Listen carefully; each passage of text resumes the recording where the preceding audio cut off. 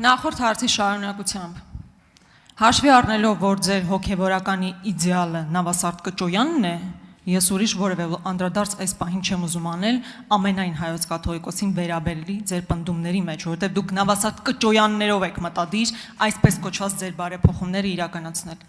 Իսկ երբ որ ասում եք ես հոգևոր կյանքով ապրող մարդ եմ, ես ինքս հոգևոր կյանքով ապրող մարդ լինելով հանդերձ, ձեզ այդպեսին չեմ տեսնում։ Որովհետև իրական քրիստոնյան չի կարա Սաղմոս արտասանի ու հաջորդ վարքյանին ատելության քարոզանի, մեկին ասի ինչու չես զոհվել, դու ինչ ես կենթանի, որևէ քրիստոնյա այդքան ատելության որևէ մեկի նկատմամբ որևէ բան չի ասում։ Հիմա հարցին գալով։ Քանի որ այստեղ նորմալիզացվեց պիղծ բառը, ես ուզում եմ ձեզ ասել, որ մեծ հաշվով ձեր կառավարության ներկայացրած ծրագիրը հայկական պետության բովանդակության առումով պիղծ է։ Որովհետև այն պնդումները, որը վերաբերվում են մեր սահմանադրությանը, անկախության հռչակագրին, եկեղեցուն, տարածքների հանձնմանը, իրանք որևէ կապ չունեն իրական հայկական բովանդակության պետության հետ։ Այո, մեր պետությունը իդեալական չի եղել, բազմաթիվ խնդիրներ են եղել եւ մինչեւ ձեզ եւ ձեզանից հետո, բայց չի եղել Ադրբեջանի կողմից պարտադրվող բովանդակությամբ Հայաստանի Հանրապետություն։ Այդ համարակալման հետ կապված իհարկե ելույթում հանդես կգանք, բովանդակային առումով դրա մասին կխոսենք, իսկ հիմա հարցս կոնկրետ ձևակերպեմ։ Ձեր ելույթի ընթացքում ասում եք, որ սահմանադրության փոփոխության հարցը մի բան է, որ ժողովուրդը ձեզ լիազորել է իր ընտրությամբ։ Իհարկե ընտրության լեգիտիմության մասով էլ մեր դիտարկումները կանենք, բայց Սահմանադրության փոփոխության համար պետք էր, որ ժողովուրդը տրամադրեր 2/3 մեծամասնություն։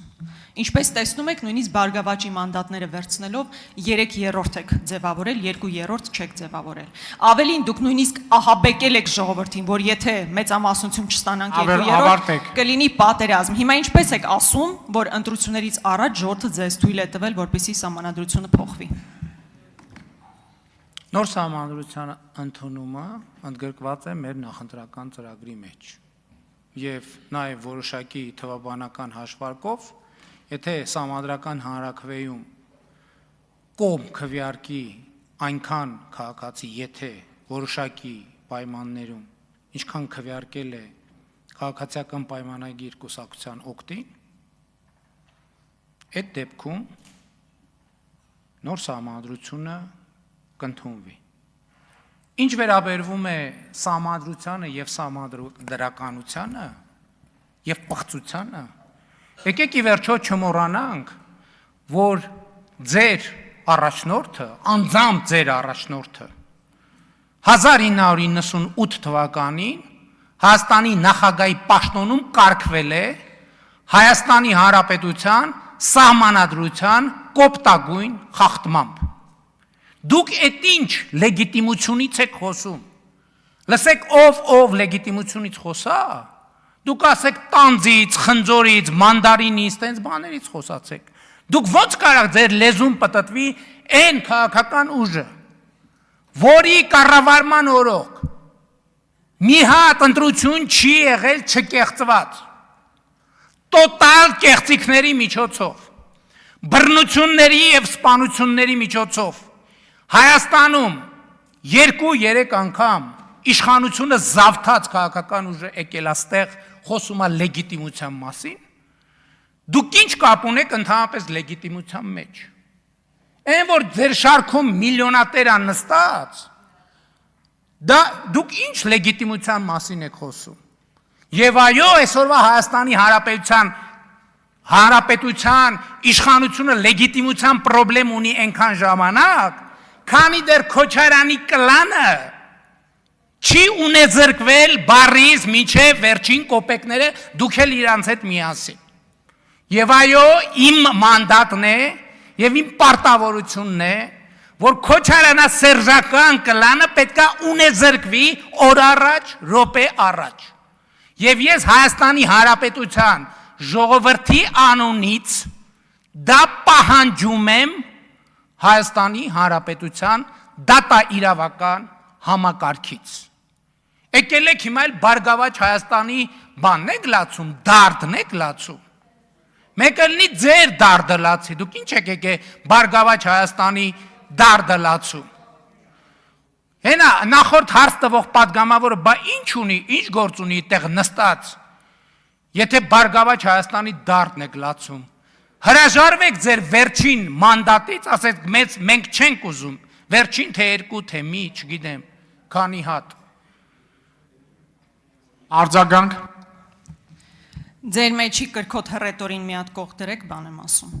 Կարելի է իհարկե տասնյակ տարիներ բողոքել նախկին իշխանության արած չարածից։ Հիմա այսինքն դուք խնդիր ունեք երկրորդ նախագահի, երրորդ նախագահի օրոք ձևավորված իրականության հետ կամ սահմանադրության հետ, բայց խնդիր չունեք Ալիևյան սահմանադրության հետ։ Այսինքն ոչինչ, որ 18 թվականից առաջ եւ հետո ասում եք Սերժ Սարգսյանի հակով կարված սահմանադրությունը լավը չէ, պետք է փոխենք, այնքան եք տեղավորվել, հիմա էլ բավարար չի ձեզ այդ սահմանադրությունը որոշել եք Ալիևյան սահմանադրությունը ձեր վրա հագցնել, ոչինչ չէ, որ եթե ձերը լիներ։ Մի ամբողջ ժողովրդի ստորացնում եք, ստիպելով, որ ընդունի այդ իրականությունը, բայց այդ լիրիկական կողմը մի կողմ դրած պետք է ասեմ հետևյալը։ Դուք գնացել եք ժողովրդի մոտ, ահաբեկել եք, նոր ինչ որ ահաբեկումներից եք խոսում, ահաբեկել եք, բառացի ասել եք, եթե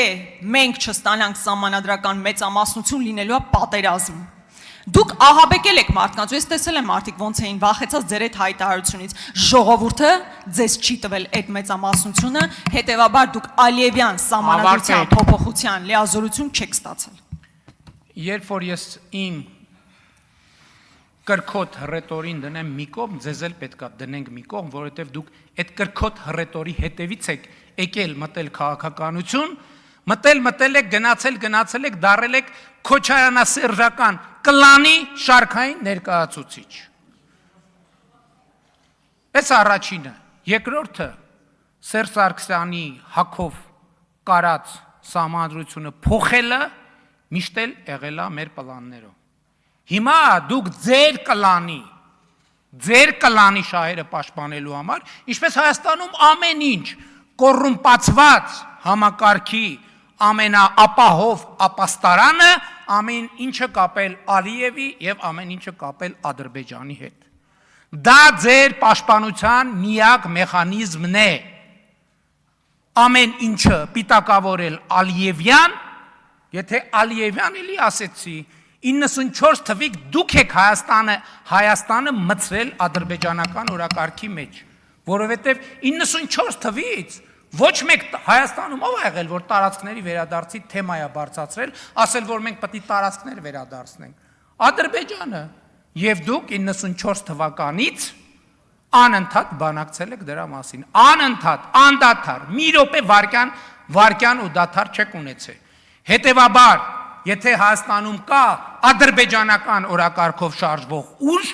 այդ ուժը դուք եք։